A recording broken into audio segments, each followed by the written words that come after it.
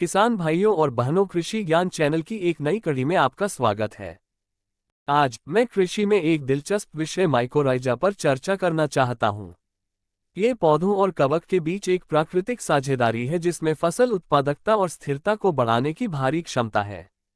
ये दिलचस्प लगता है। डॉक्टर साहब जी, क्या आप अधिक विस्तार से बता सकते हैं कि माइकोराइजा क्या है?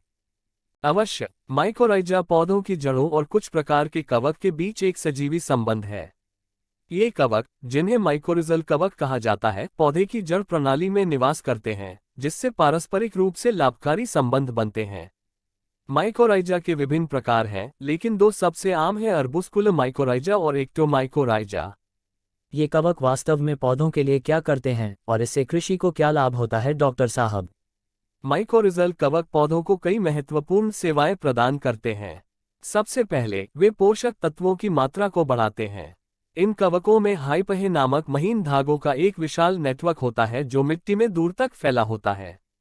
ये नेटवर्क पौधों की आवश्यक पोषक तत्वों, विशेष रूप से फास्फोरस और नाइट्रोजन तक पहुंच को काफी हद तक बढ़ा देता है, जो कई मिट्टी में सीमित आपूर्ति में हो सकते हैं।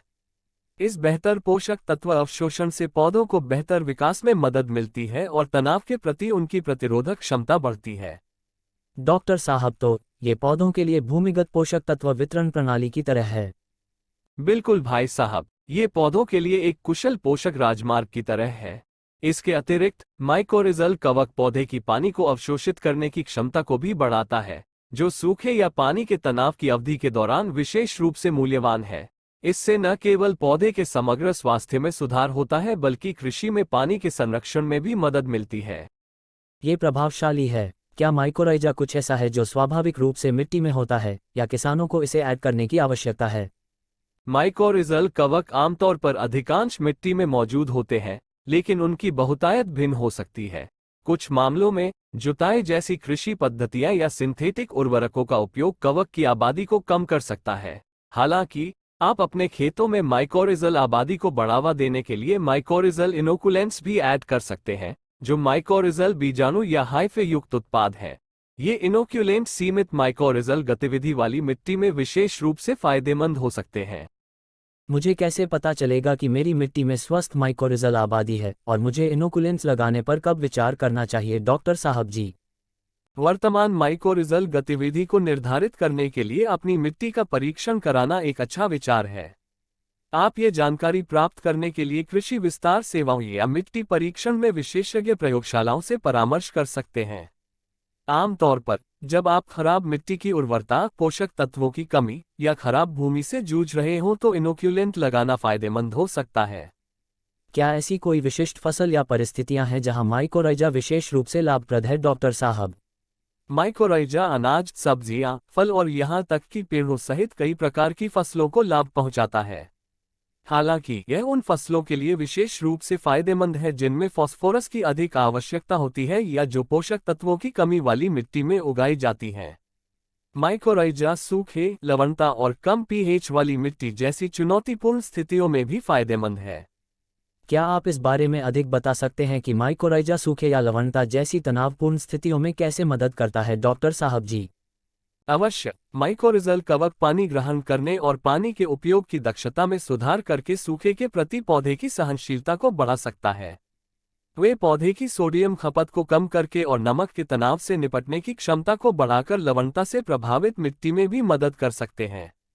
यह अप्रत्याशित मौसम की स्थिति का सामना करने वाले या आदर्श से कम मिट्टी की गुणवत्ता से निपटने वाले किसानों के लिए माइकोराइजा को एक मूल्यवान संपत्ति बनाता है। ये सब आश्चर्यजनक लगता है, लेकिन क्या कृषि में माइकोराइजा का उपयोग करने में कोई चुनौतियां या कमियां हैं? जबकि माइकोराइजा कई लाभ प्रदान करता है, ये पहचानना आवश्यक है कि सभी फसलें माइकोराइजल कवक के साथ समान रूप से प्रभावी साझेदारी नहीं बनाती है। कुछ पौधे, जैसे ब्रैसिकास और चुकंदर, माइकोराइजा के प्रति उतने प्रतिक्रियाशील नहीं होते हैं।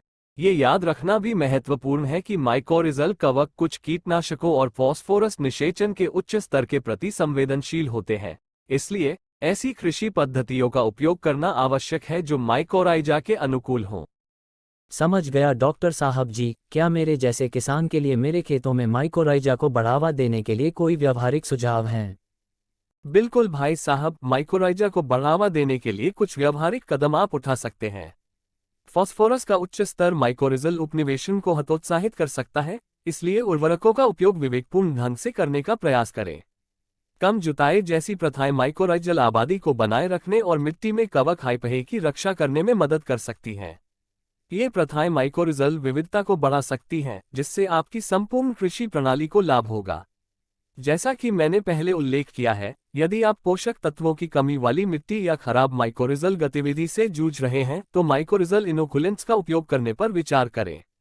समय समय पर परीक्षण के माध्यम से अपनी मिट्टी के स्वास्थ्य और माइकोरिजल गतिविधि पर कड़ी नजर रखें। ये बहुमूल्य सुझाव हैं। मैं निश्चित रूप से अपनी कृषि पद्धतियों में माइकोराइजा की खोज में रुचि रखता हूँ। ये जानकारी मेरे साथ साझा करने के लिए धन्यवाद डॉक्टर साहब जी। आपका भी बहुत धन्यवाद है भाई साहब जी। माइकोराइजा कृषि अनुसंधान का एक रोमांचक क्षेत्र है और मुझे आपकी रुचि देखकर खुशी हुई है। इसमें आपके खेत की उत्पादकता और स्थिरता पर महत्वपूर्ण सकारात्मक प्रभाव डालने की क्षमता है। मैं करूंगा डॉक्टर साहब, और मैं अपने खेतों में माइकोराइजा का परीक्षण करने के लिए उत्सुक हूं। इस ज्ञानवर्धक चर्चा के लिए एक बार फिर धन्यवाद। आपसे बात करके खुशी हुई। आपके कृषि प्रयासों के लिए शुभकामनाएं और आपकी फसलें माइकोराइजा की शक्ति से समृद्ध हों। अधिक कृषि से संबंधित जानकारी के लिए आप हमारा चैनल कृषि ज्ञान जरूर देखें। बिल्कुल डॉक्टर साहब जी, बिल्कुल।